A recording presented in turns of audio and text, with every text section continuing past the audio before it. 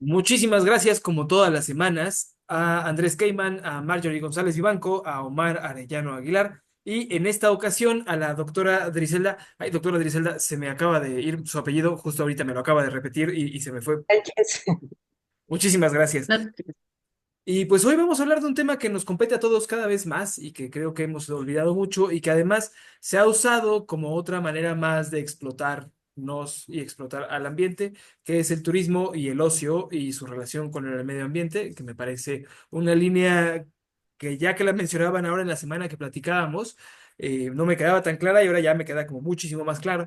Pero pues Andrés, creo que tú tienes un poco más clara la película al respecto, entonces ¿podrías irnos contando cómo se encadenan estos tres?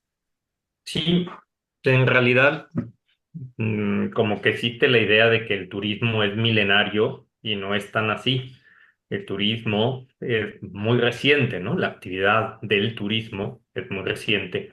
Este, y curiosamente, bueno, a mí se me ocurrió como ligarlo con la idea de ocio, ¿no? Cuando en el siglo XIX, en 1817, Robert Owen, un empresario de origen galés socialista y utópico, empresario utópico, propone la regla de los tres ochos.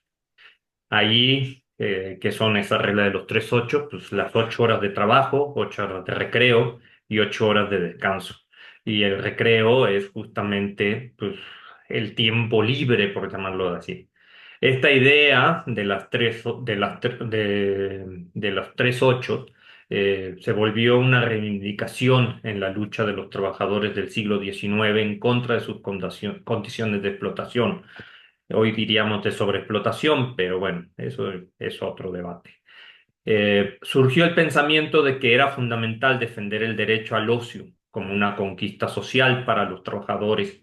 El argumento era que los trabajadores tenían derecho al tiempo libre, al descanso de sus ocupaciones de trabajo para simplemente distraerse, educarse, pasear o lo que se les antojara hacer. Para Marx, el tiempo de ocio implicaba el único momento en que el trabajador dejaba de estar enajenado, que podía disponer para sí mismo, para pensar. En nuestros días, el ocio está lejos de ser tiempo libre, porque cuesta dinero, se ha mercantilizado, se lo ha convertido en un tiempo productivo. Ahora vamos a un bosque, una playa, un campo y pagamos por lo que se conocen como experiencias. Ahora la recreación, el descanso están dentro de nuestros gastos. Contratamos servicios, un ejército de mujeres y hombres que nos sirven, y voy a usar una palabra bastante fuerte, pero que creo que se ajusta, que nos sirven de servidumbre, son nuestros siervos. Ese ocio se ha convertido en una industria que despoja territorios y recursos, que transforma nuestra manera de naturaleza. Lo hemos convertido en una industria, el turismo. Entonces, en este sentido, tendríamos que ir pensando qué implica la actividad turismo, ¿no?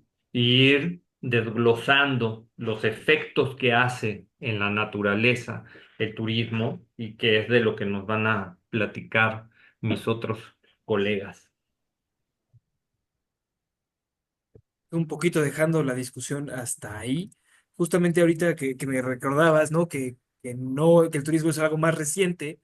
Me recordé una vez que estaba con un compañero caminando por una ciudad y me decía, es que el tiempo en realidad es algo que empezamos a medir con especial margen y como con especial ahínco a partir del capitalismo, ¿no? Y de esta idea de las horas productivas que tenemos. Y me recuerda a otras pláticas como más recientes, como la lucha por las 40 horas.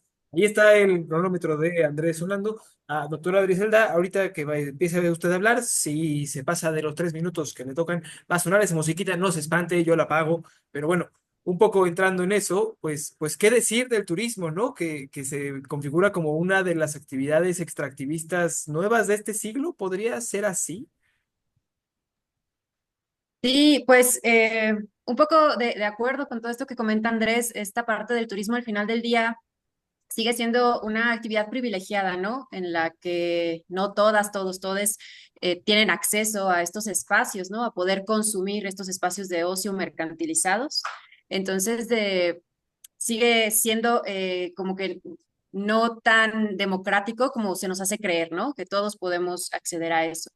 Sin embargo, en la gran mayoría sí se puede, ¿no? O sea, se puede viajar y se puede hacer, pero dentro de todo esto se ha deteriorado bastante lo que es el medio ambiente, ¿no? Por acciones que, de hecho, la industria turística es una de las industrias, si no es la más, pero es una de las industrias que más contamina, ¿no? Dentro de los gases de efecto invernadero, se ha demostrado en diversos estudios que cerca de entre el 5 y el 8% de estos gases son generados a través de la industria turística.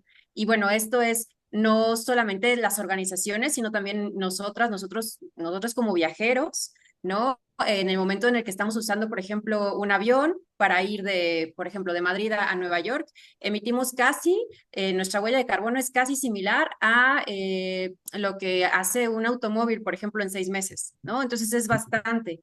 Entonces también nuestras decisiones al momento de viajar también influyen en el deterioro del medio ambiente, ¿no? En la contaminación, todo esto.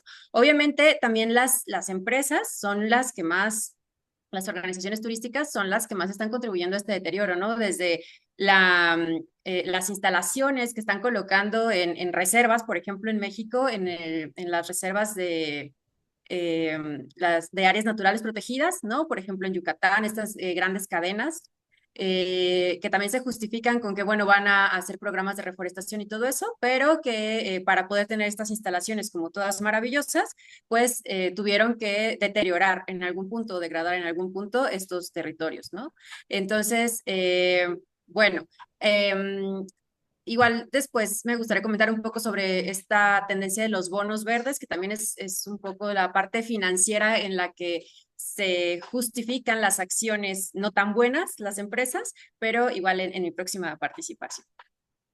Todo un tema ese de los bonos verdes, a mí me parece Todo un tema, como sí. increíble porque es como la película esta de Lorax en la que el malo, muy malo, se dedicaba a vender botellas de aire, ¿no? Y digo, bueno, también vendemos botellas de agua, que es casi lo mismo, ¿no? Pero bueno, o sea, eso era es un compa que vendía botellas de aire para que otros se ensuciaran más de lo que podía. Y recuerdo mucho el caso de un desplazamiento forzado en Guatemala precisamente por liberar espacio para bonos de carbono, ¿no? Unas cosas terribles, pero ahorita nos va contando usted más, doctora. A mí a mí me recuerda más a barrer y esconder bajo el tapete. Esa es otra buena analogía, sí, exactamente. Sí. Ya no encuentro yo cómo parar aquí el reloj y va a empezar a sonar. Ahí está. Pero ahora sí, no pare.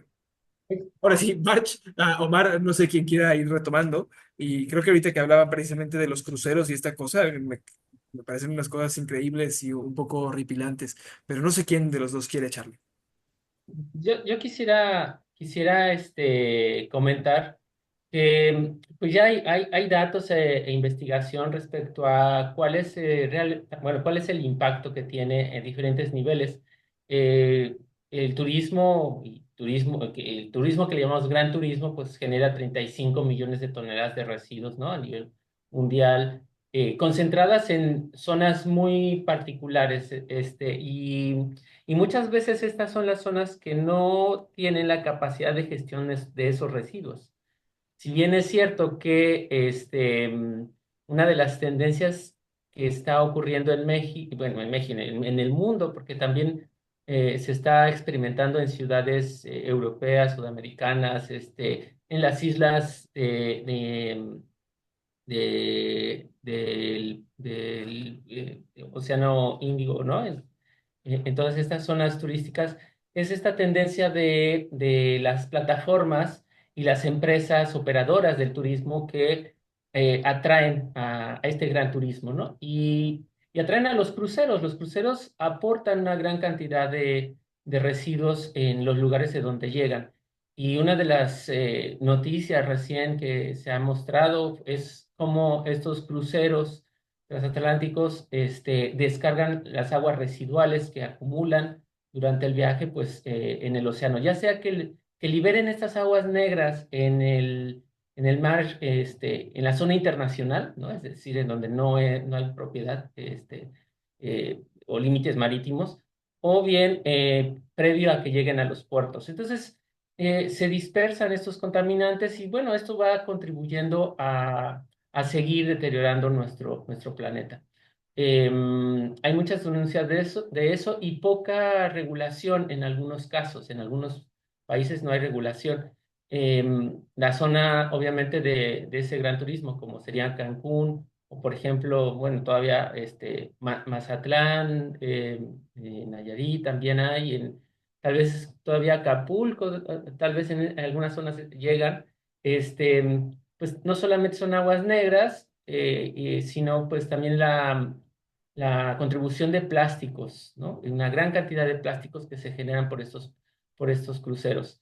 También se está observando cómo, por ejemplo, el turismo se ha, eh, en cierta manera, uno pensaría, bueno, es porque quiero conocer la historia, la cultura y la gastronomía de un sitio, pero muchas veces no, o sea, muchas veces y no hay derrama económica democrática, por así decirlo, porque es turismo que llega a los todo incluido, que en los que ya vienen en paquete y que son las grandes cadenas de turismo quienes tienen sus corporativos en Estados Unidos, en Florida, y ahí es donde se concentra la riqueza, ¿no? No sé si te cayó el de se ponían la música Sí. de los Óscares y si quieres terminar tantito algo más. Pues nada, simplemente que, bueno, las plataformas y también la moda de sacarte la fotografía, ¿no? En los sitios emblemáticos y que la gente va, se saca la foto y se va al otro sitio a sacarse la otra foto y así. Y no hay aprendizaje ni de la cultura, ni de la gastronomía, ni de la historia. Es decir, incluso los museos, ¿no? Voy al Museo del Prado y llego corriendo a sacarme la foto y me voy al siguiente museo. Y en realidad ese es el turismo que queremos, ¿no? Yo creo que es importante también empezar a analizar a profundidad esos aspectos. Ahora, que hay lugares donde plantean soluciones y que dicen podemos hacer un turismo comunitario, ¿no? Un turismo más local, como con otras formas. Hay comunidades en Mérida, ¿no? En la península que lo han hecho. Y un poco la idea del Tren Maya era apostarle a eso. Que vaya a quedar así o no, bueno, eso ya será otro cuento, ¿no? Y habría que ver cómo se opera. Pero, March, pues, ¿qué decir de esto, no? A mí estos buques de turistas que te van llevando por la mar me siguen pareciendo una cosa pues distópica, ¿no? O sea, siento que si una persona del futuro del pasado viajara en el tiempo y de repente cayera en un crucero diría, ¿pero qué es esto? ¿Y en qué hemos transformado la humanidad? March, no sé con qué quieras tú ir empezando con la plática, bueno, añadiéndote la plática más bien. Pues estamos transformando a la humanidad y al planeta en un mercadote, ¿no? En un mercado desigual, en un mercado inequitativo, en un mercado donde las consecuencias del consumo las sostiene y las padecen los grupos más vulnerables y en realidad la mayor parte de la población del planeta. El turismo es una fuerza y una estrategia de expansión del capitalismo, como lo hemos ido desarrollando en este programa, y hacia territorios y comunidades donde antes no imperaba esta lógica del mercado, además. O sea, Andrés hablaba del tiempo, pero también es el espacio lo que se privatiza, es de lo que habla Lefebvre cuando dice que la producción del espacio se puede comparar a la producción de cualquier otro tipo de mercancía. Entonces, el turismo es una gran fuerza, es una actividad esencial para convertir el espacio común en una mercancía que se privatiza para su consumo. Y ese espacio pueden ser áreas naturales protegidas, manglares, sus habitantes, ¿no? De la biodiversidad. Entonces vemos en muchos lugares como los cachorros de pumas, de jaguares, se exhiben a estos animalitos como si fuera para que te tomes la selfie. Efectivamente, como decía Omar, llega la gente en tropel. A mí me tocó ver en un museo a una chica que llegaba a un gran mural en un museo en Chicago, se volteaba, se tomaba la fotografía y se seguía. O sea, nunca vio el cuadro, nunca se volteó a ver el cuadro, está ahí un rato admirando lo que hubiera que admirar, ¿no?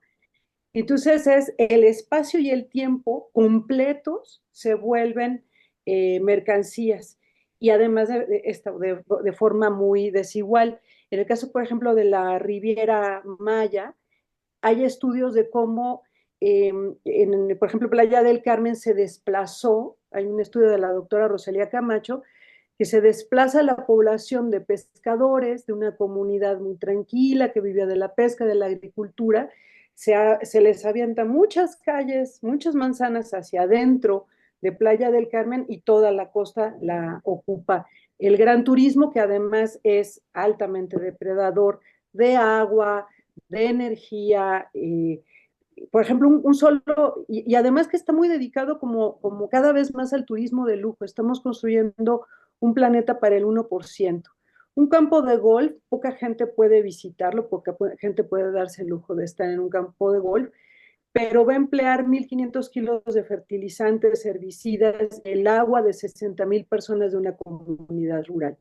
Entonces, estamos construyendo un turismo masivo que además no es del disfrute, ¿no? Es del consumo histérico para las redes sociales y que deja todos estos pasivos ambientales y culturales en las comunidades, porque además no solo es que la gente se vuelva sirvientes de quienes visitan, sino que hasta su cultura les es expropiada para convertirse en mercancías.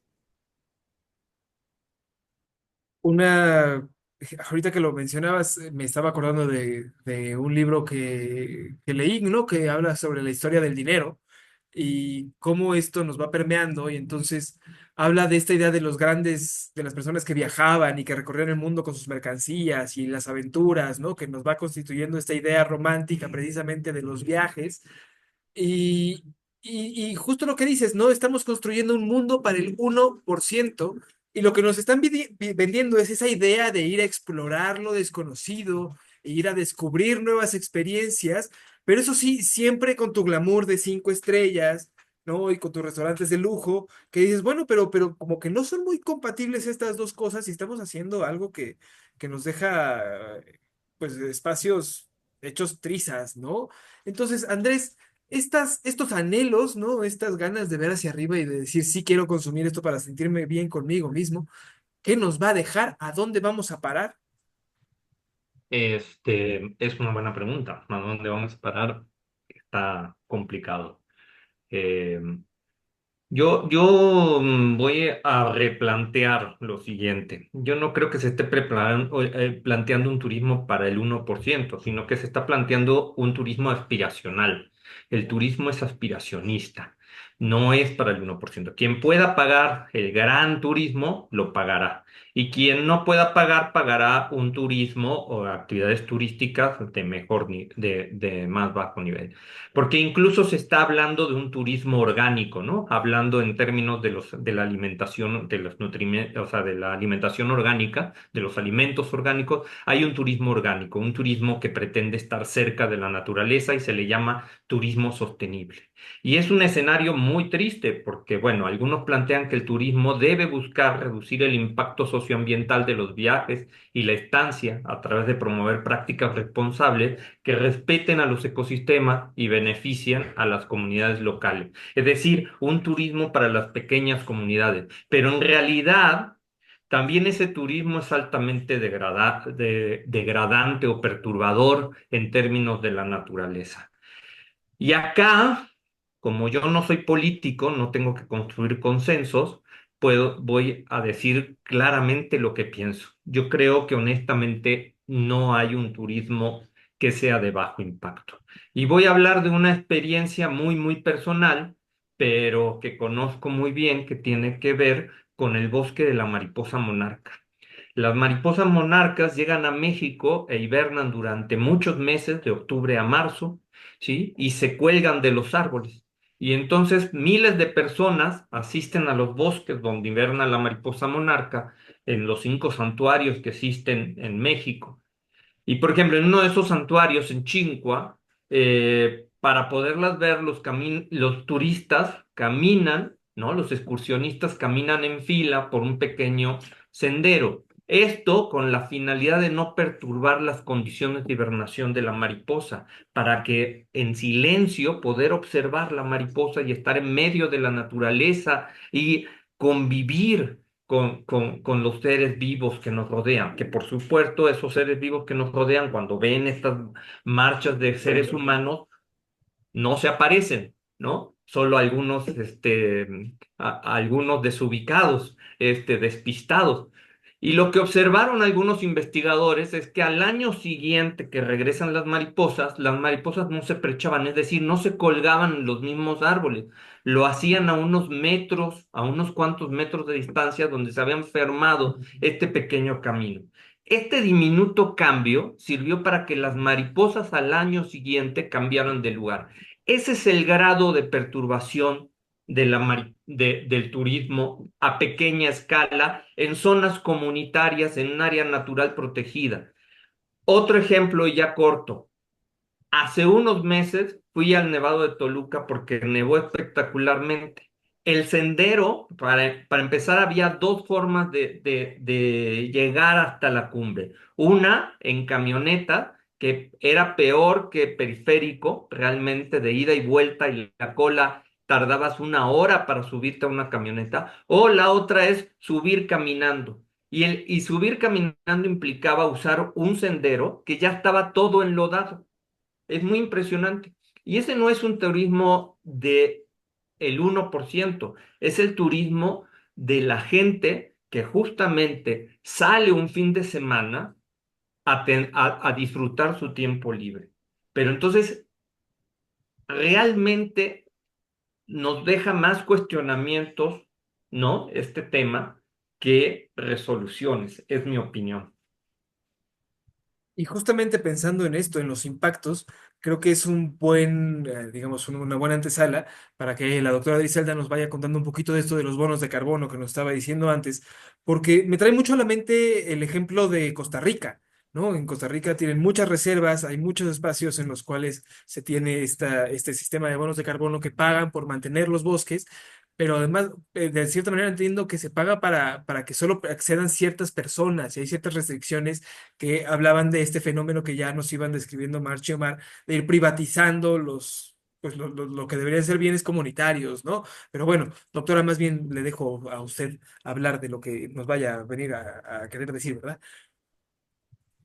Gracias. Sí, bueno, pues básicamente esto, retomando un poco también las ideas de los colegas, me gustaría también mencionar esta parte de los imaginarios que nos van llevando a tomar estos comportamientos, ¿no? O sea, toda esta comunicación a la que estamos expuestas y expuestos, que nos dice que un territorio es solamente algo icónico, ¿no? O sea, por ejemplo, lo de la mariposa monarca, ¿no? Que no vas a la reserva, o sea, no vas a esa reserva si no has visto una mariposa, ¿no? O sea, no has estado ahí si no te tomaste la foto y con una mariposa, ¿no? Y al final ni siquiera estás ahí realmente, como comentaba Omar, para aprender algo, ¿no? O para llevarte esa experiencia diferente y ese como afán de conservar esos espacios, ¿no? Simplemente estás porque alguien lo publicó en una red social y tú quieres tener esa misma fotografía, ¿no? Que avale, que sea testigo de que tú estuviste también ahí.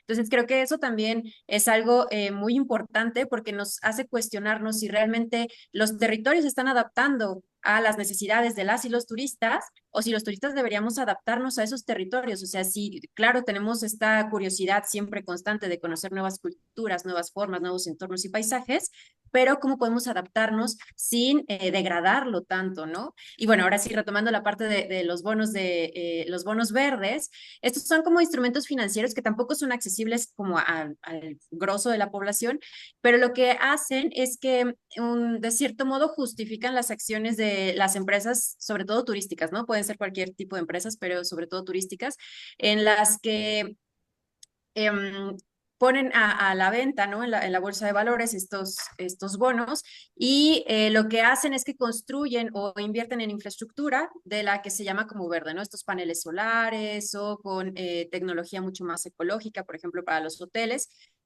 Pero como el ejemplo de una cadena, creo que fue en 2021, creo que fue la Marriott, ¿no? En Quintana Roo, que ya había construido todo y obviamente varias personas, varias asociaciones civiles se pusieron en contra de esto porque tumbaron un montón de árboles y desplazaron un montón de fauna, ¿no? Pero ellos justificaron que estaban lanzando al mercado bonos verdes, ¿no? Entonces, es decir, que casi millones de dólares en bonos verdes porque ellos tenían tecnología y tenían todo esta de manejo de residuos, lo cual no está mal, pero no justifica la degradación del territorio a esa escala, ¿no? Entonces, y sobre todo también en entornos en los que no hay como una transparencia de estos bonos, ¿no? O sea, que es como un poco más corrupto y que no es solamente en México, ¿no? Sino también Costa Rica, como mencionabas, ¿no? Sobre todo muchos países latinoamericanos en los que no se ve de forma transparente, no hay como estas auditorías externas para ver en qué se están utilizando esos bonos o por qué se están generando esos bonos en contrapostura a qué acciones, ¿no?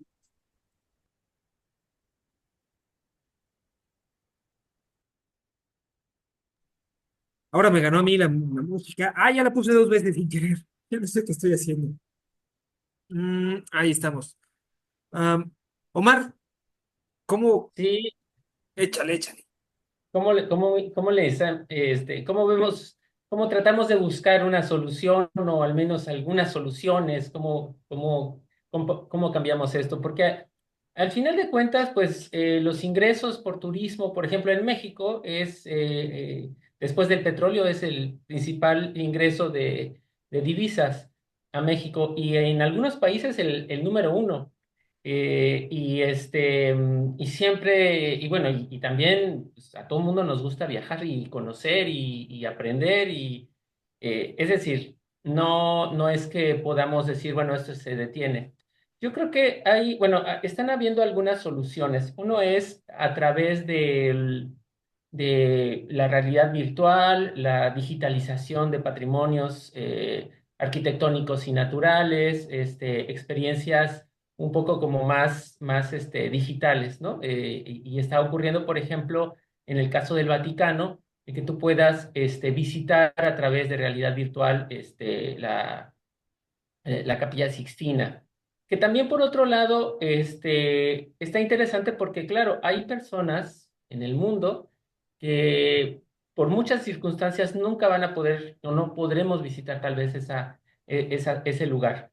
Ya sea porque son filas inmensas, porque también eso pasa, ¿no? Por ejemplo, tienes que ahora hasta reservar como un año antes para poder entrar a algún museo, pero también hay personas con algún tipo de discapacidad o no hay recursos o etcétera, ¿no? Entonces yo creo que esa es una posible alternativa. Otra alternativa es también como siempre lo he dicho, establecer límites. La capacidad de carga de un sitio tiene que estar también contemplado dentro de la fórmula. Ya no se puede extender más el desarrollo turístico, por ejemplo, en la Ribera Maya, ¿no? Tendríamos que establecer hasta qué punto y al mismo tiempo también definir bloques de crecimiento de un tipo de turismo, pero balanceado con el otro tipo de turismo, ¿no? Este turismo que busca más convivencia con la cultura, con la naturaleza, ¿no? El llamado ecoturismo. Entonces, el abanico de posibilidades yo creo que es muy importante, pero más importante es la planeación. Porque si no terminaremos como terminó la bahía de Acapulco, por ejemplo, un caso nacional. Em, yo creo que tenemos que empezar a pensar, ¿no? En esas formas de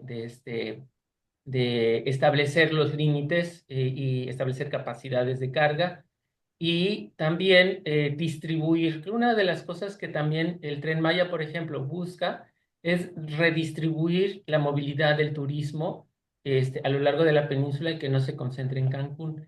Si eso tiene un impacto, no lo sabemos porque tampoco creo que se haya hecho un estudio, o sea, se tiene la idea. Y los municipios, que ese es el gran riesgo, por ejemplo, siempre lo hemos dicho del Tren Maya, es que los municipios expandan la infraestructura hotelera por tratar de atraer ese turismo que va a llegar, ¿no? Y si estos ordenamientos o planeaciones urbanas no establecen límites, pues lo que vamos a tener entonces es una sobredensidad en todos los puntos de interés del turismo. Un poco es lo que ya pasa, ¿no? O sea, no por nada. Ahora me sorprende mucho cuando unos comerciales que salen en el YouTube y así, ¿no? Que ponen a un señor que es como James Bond diciendo, puedes cenar en Madrid, ¿no? O puedes ir a las bellas calles y ocupadas calles de Londres con su vida nocturna.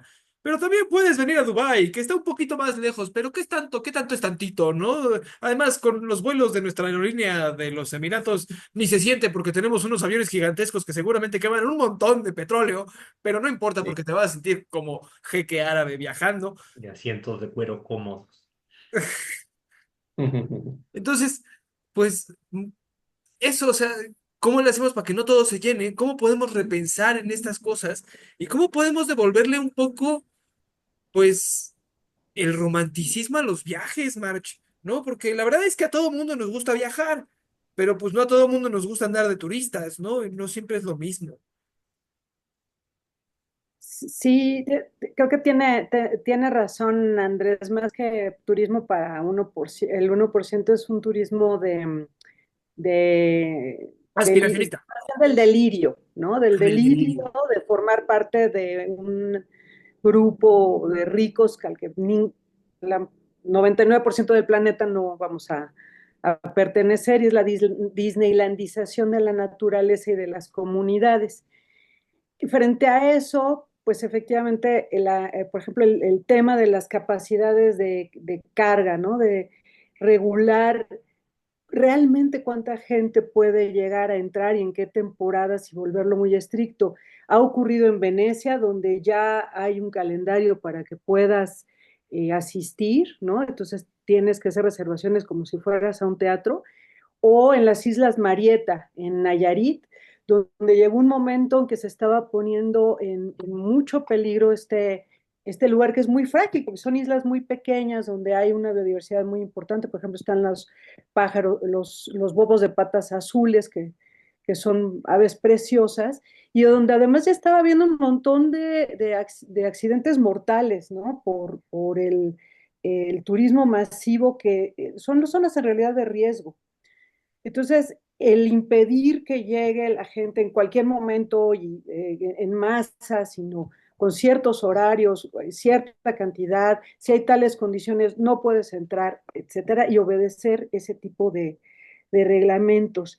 Eh, las regulaciones son muy importantes, ¿no? Porque primero tenemos que pensar en las dotaciones de agua, de energía, de recursos para las comunidades locales, para el sostén de los ecosistemas, y luego ver cuánta gente puede llegar. Pero es al revés, ¿no? No es con la lógica del mercado, sino con la lógica de las capacidades de carga y de los ordenamientos, de que no se vale hacer todo en cualquier lugar. Ahora, me parece que una de las grandes ventajas que sí tuvo el Tren Maya es que obligó a ordenar toda esta parte del Parque Jaguar, que es a partir de Tulum hasta la zona hotelera. Allá se suponía que era turismo, ecoturismo, y no era así, no se estaban respetando un montón de reglamentaciones, y entonces suspendieron, cancelaron el funcionamiento de un montón de hoteles allí, y tú puedes ingresar pagando. A mí me parece que es una cuota pues muy alta para los mexicanos, eran como 270, 300 pesos por persona, pero para los locales no se da esa cuota. Entonces empezaron a regular, te revisan las mochilas, por ejemplo, no puedes meter plásticos. Se empezó a regular de forma mucho más estricta el ingreso a esa parte. Entonces, ese tipo de regulaciones y el apoyo a las comunidades locales, eh, aunque yo también creo que es muy difícil que haya un turismo sostenible, es un poco como hablar de minería sostenible, que eso no existe.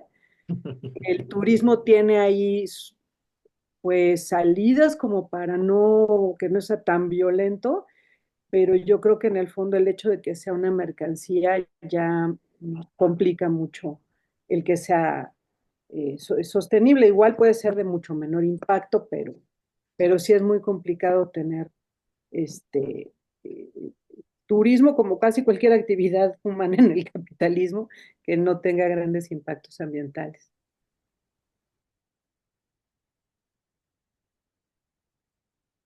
que ya Otra acabé. vez, Digo, siempre se me olvida, ya me estaba poniendo yo poético. Estaba diciendo que a veces cuando cruzo una avenida grande y me pongo en medio del puente y veo la cantidad de carros que pasan, además de acordarme de cómo en esta ciudad hemos decidido cambiar nuestros arroyos vivos de agua por arroyos vehiculares horrendos, solo pienso algo que he pensado desde chiquito y es que somos demasiados en este planeta o demasiados humanos, ¿no? Entonces, pues a manera de conclusión, no sé si quieren agarrar un cierre de un minutito o un medio minutito para irnos con eso e ir cerrando.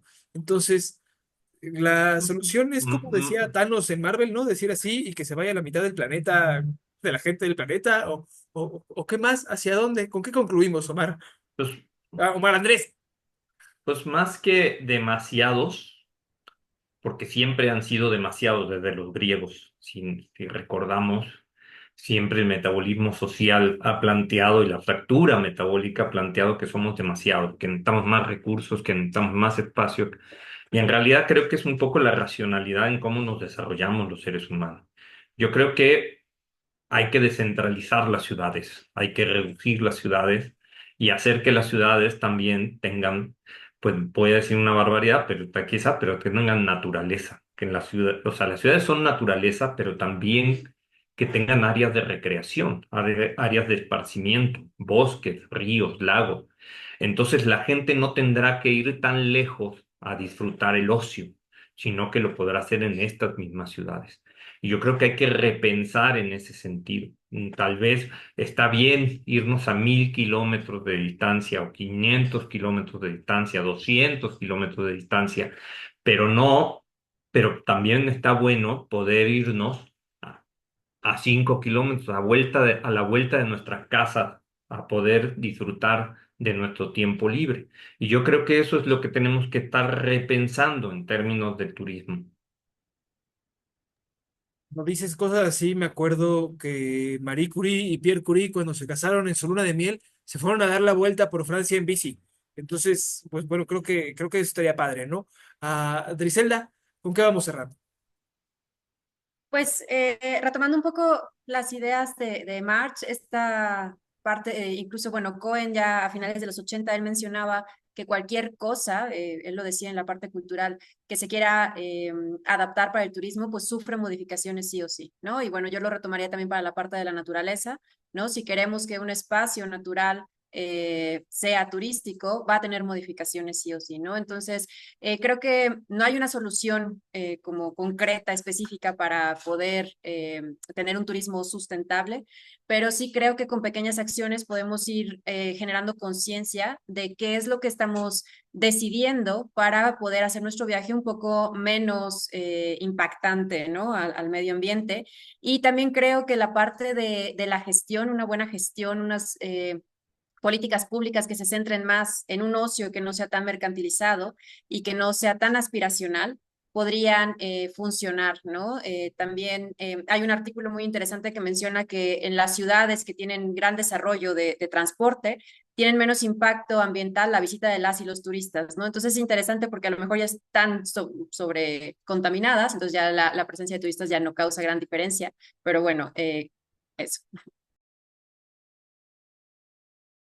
Aquí, eso. Pues poco a poco, o sea, creo que hay.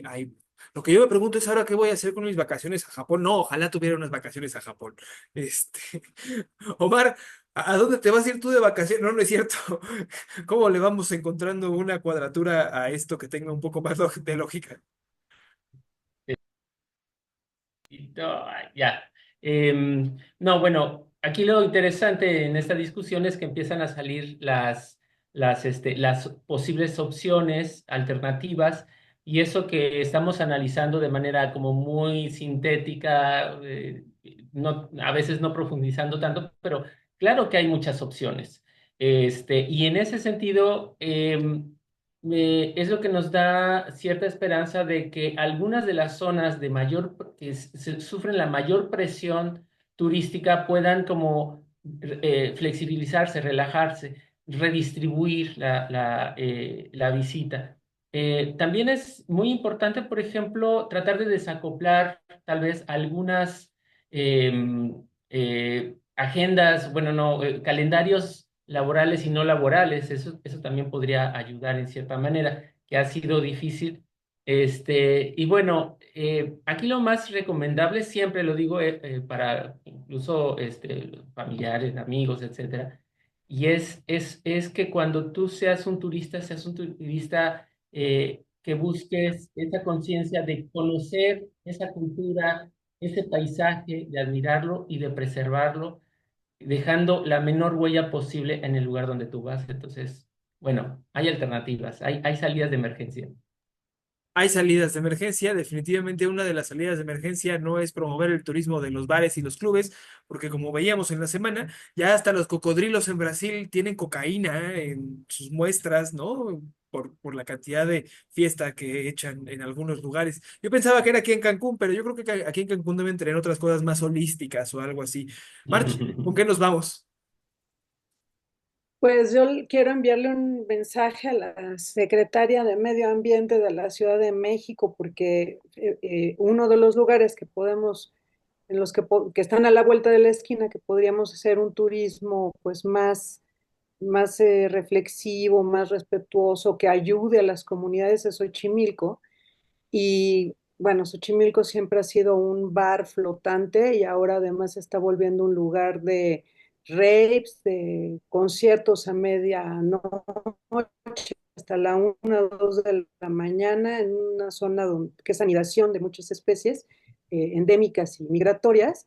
Y además el turismo pachamamesco, pues también allí resulta que está siendo muy dañino, ¿no? Porque vamos a llegar a conectarnos con la madre tierra a todos, pero en una lancha de motor que ya desgració los nidos de los ajolotes en el camino. Entonces necesitamos cambiar lo que estamos haciendo en Xochimilco urgentemente.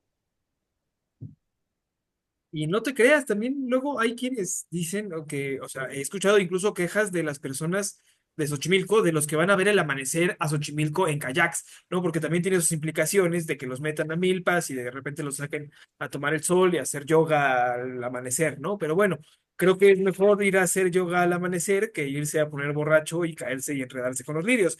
Pero bueno, hay salidas de emergencia, como dice Omar. Muchísimas gracias a los cuales cuatro, ¿no? Por estar acá. Y pues nos vemos la próxima semana.